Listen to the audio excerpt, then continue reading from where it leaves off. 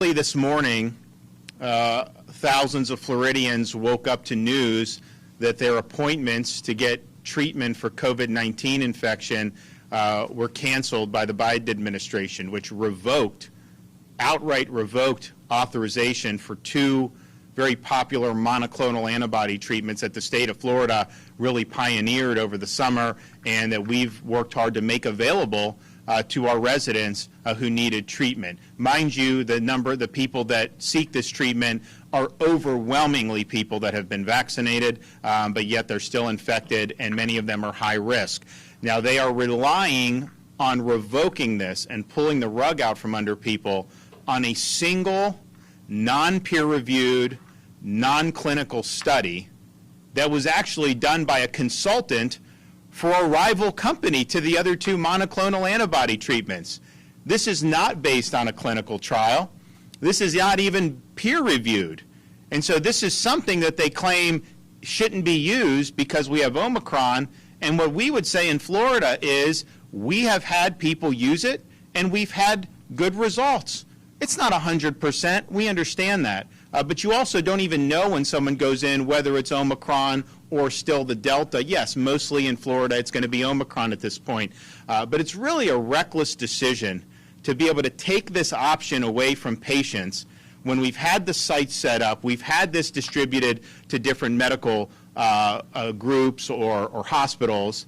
And if somebody wants to try, it was very effective against the Delta. If you look at once that program went in, you saw a huge decline in hospitalizations. And we were proud to be able to fill really a void which shouldn't have existed if you had people, the higher-ups, were actually promoting early treatment, which they weren't. So we're proud of that. But even if with Omicron it's half as effective or even 25% as effective, that's better than nothing for people. And as I've said, anecdotally, we've had people that have had their symptoms resolved after doing it just in the last month of doing this. So this is wrong what they're doing. And we have many people now who are very concerned because they were going to go in and get it today or tomorrow, and now they're being told that it would be illegal for a provider to give it to them, all based off one observational, non-peer-reviewed study. And this is done, I think, in a very haphazard fashion. And you have so many problems with this administration. You look at inflation spiraling out of control, and yet they're doing things to fuel it. You look at the southern border, which has been a total disaster and continues to be to this day. You look what's happening in the gathering storm abroad, whether it's Russia, China, America's adversaries. You have huge, huge problems going on. You have ineffective COVID restrictions and mandates that are being championed in other states that are inhibiting our supply chain and contributing to economic problems. So you have all these issues that could be addressed. And so what do they choose to do with their time? They choose to pull the rug out of elderly patients, most of whom, almost all of them, have been vaccinated, and say you don't have access to this treatment. So we're going to fight back against this because this is just wrong. This is not the way, that you help people. And our view is people have a right to access these treatments, and to revoke it on this basis is just fundamentally wrong, and we're going to fight back. What's that fighting back look like, Governor? Well, Mike, I don't know if I'm supposed to call you Mike or some SOB. How does it work now? What's the, no, Mike, I like that better. Well, we're going to see. I mean, we're going to go, I think, first of all, we are going to expose what this actually means for people. We have patients in Florida who have gotten these treatments over the last month and have had their symptoms resolved. I mean, we see that. And again, maybe you do a clinical trial and it'll show it's less effective than against Delta. That may be the case.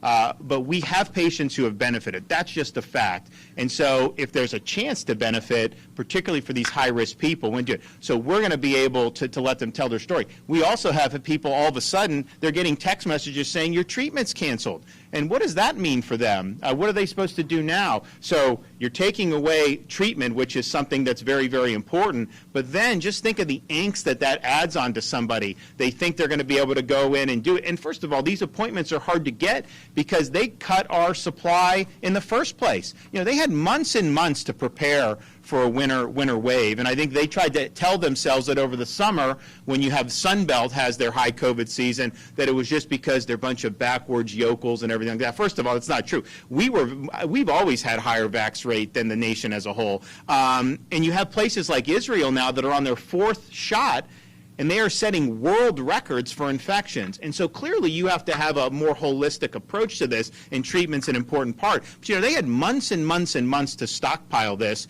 and they chose not to do it. So I think part of it is, I think there's politics at play, but I think part of it is, I just don't think they have enough treatments to go around. And I think they realize that, and I think it would look very bad to be able to admit that. So instead, they're saying this is revoked. You know, they don't have the same standard for things like remdesivir, which has been used in hospitals.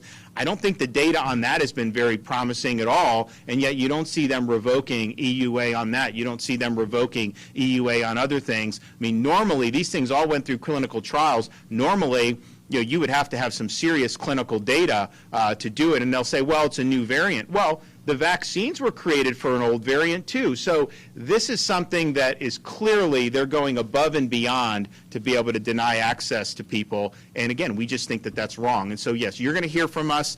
This was kind of sudden. I mean, they had said different things about it, but this was a really sudden shift. And I think it caught a lot of people by surprise. Is there a lawsuit potentially? I don't know. We're going to look. I mean, we're going to see what you can do. I mean, the fact of the matter is, if you look at how the FDA has handled a lot of this stuff, whether there's legal cause of action or not, I think it leaves a lot of Americans kind of scratching their head with some of this. I mean, even think about our prescription drug importation program. I signed that into law in 2019. The Trump administration worked through their process. And then when Biden came in, he actually said it was good and that the FDA should go ahead with it. He said that like 6 months ago.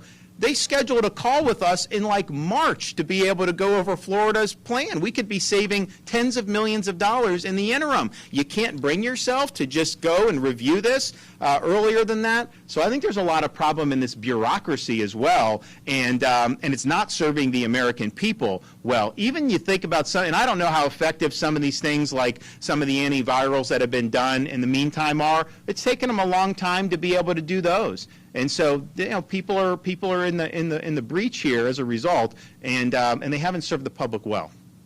All right, thanks, guys. We'll see you.